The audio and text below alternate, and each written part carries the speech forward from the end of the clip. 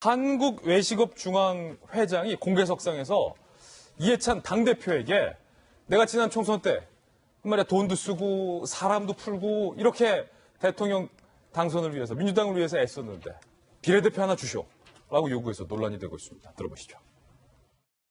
저는 우리 문재인 정부가 들어서기까지는 저도 많은 고생을 했습니다.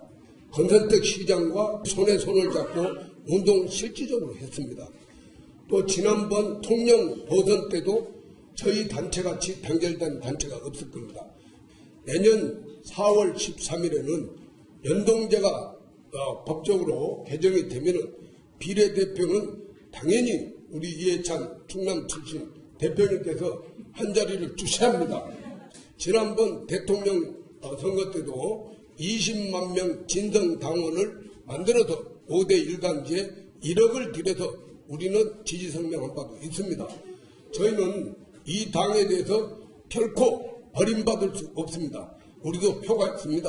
우리가 어떤 정권 교체를 해서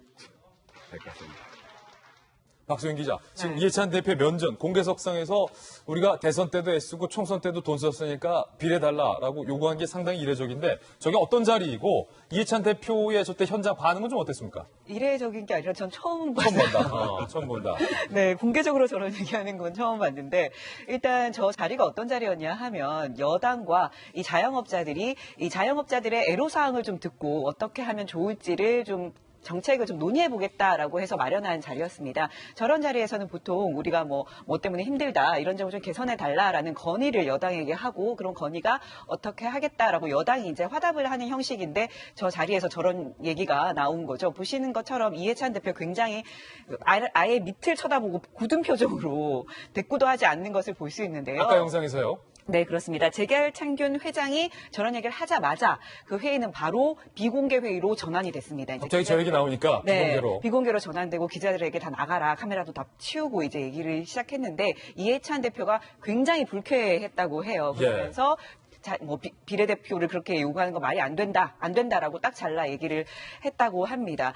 자, 어제 같은 경우에는 이 재갈창균 회장이 어떤 사람이길래 이런 얘기를 했을까 좀 궁금하실 것 같은데 이 재갈창균 회장은 현재 한국외식업중앙회장을 맡고 있습니다. 그리고 직능경제인단체 총연합회 회장도 맡고 있는데요. 전남 신안 출신이고 이 대전에서 굉장히 큰 고깃집과 중국집 등 음식점을 가지고 운영을 하고 있는 것으로 알려졌습니다. 민주당과 꽤 깊은 관계를 맺어왔던 것으로 보이는데요. 가장 최근에는 지난 전당대회, 그러니까 당대표 이해찬 대표를 뽑은 그 전당대회에서 이 김진표 후보를 지지하는 모습을 확인할 수 있었습니다. 네. 예. 그러니까 김병현 박사님, 전당대회 때 김진표 후보 지지해놓고서 이제 와서 나한테 공천 달라고 하니까 이해찬 대표 입장에서는 기분 나쁘죠. 물론 있어서도 안 될 일이지만. 아까 민주당 대통령 당선을 위해서 이렇게 노력했고 보궐선거에서 이렇게 노력했고 여러 선거를 얘기했는데요. 전당대회 얘기를 빼놓으셨어요. 내가 전당대회에서 김진표 후보 당선을 위해서 이렇게 노력했다라는 얘기를 했으면 아마 이해찬 대표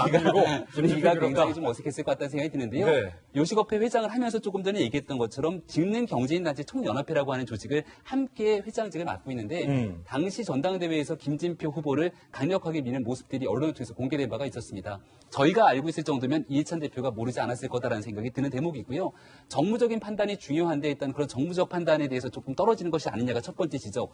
두 번째는 이렇게 우리가 표를 많이 가지고 있다고 실질적으로 정당에서 비례대표를 달라고 요구하는 것 자체가 특히나 비례대표 자리를 원하면서 과거에 돈과 조직을 동원해서 선거를 도왔다면 이것은 선거법 위반으로도 볼 수 있는 거거든요. 선거법 위반. 당연히 이렇게 나오다 보니까 지금 조금 전에 연동형 비례대표까지 꺼냈다는 겁니다. 한국당이 어떻게 나왔냐면 바로 이런 방식으로 하려고 비례대표 하는 거냐. 우리 당의 당론은 역시 비례대표 아예 없애겠다는 건데 바로 이런 것 때문에 그렇다라고 얘기를 하는 것이고요.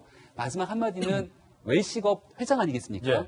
더불어민주당을 만나서 실질적인 문제사항들을 논의할 때 지금 최저임금 때문에 가장 자영업자들이 힘든 사람 중에 하나가 바로 이 외식업에 종사하고 있는 자영업자들입니다.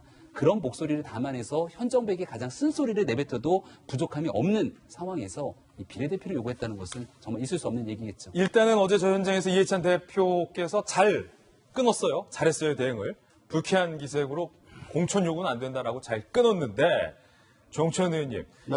이 국회의원이라는 자리는 좀 달라라고 요구하거나 부탁을 해서 받는 게 아니라 조홍천 의원처럼 모셔가야 되는 거 아니에요? 우리 이해찬 대표님께 저런 얘기 꺼냈다가는 뭐 좋은 대답 듣기가 힘들죠. 예, 저런 대화에서는 아주 단호하십니다. 만약에 정말 비례대표를 원했다면은 전략적으로 비공식적인 자리, 조용한 자리에서 사적으로 얘기를 했을 겁니다. 그래도 안 되지 않습니까? 이렇게 이렇게 총선에서 했었으니까 비례달라고 하면 안 되잖아요. 힘들죠. 그건 이해찬 대표 안 들어주는데 저렇게 예. 다 언론까지 있는 상황에서 몇 번을 얘기를 하는 거는 아마 자기 조직 내에서 위상을 생각해가지고 그렇게 얘기를 하신 것 같고요. 예. 제가 요식업 외식업 협회 출신입니다. 횟집 사장. 네. 그래서 제가 칼잡이라고 하는 거예요. 그래서 제가 뭐 가도수수 인하다, 뭐 상가 임대차 보호법 개정을 하고 뭐 일자리 안정자금하고 하는 거 제가 다 신경 쓰고 있어요. 예. 제가 외식업 그 비례대표 역할을 같이 하고 있으니까 특별히 따로 필요는 없을 것 같습니다. 외식업 측에서 비례 요구하지 말라. 알겠습니다.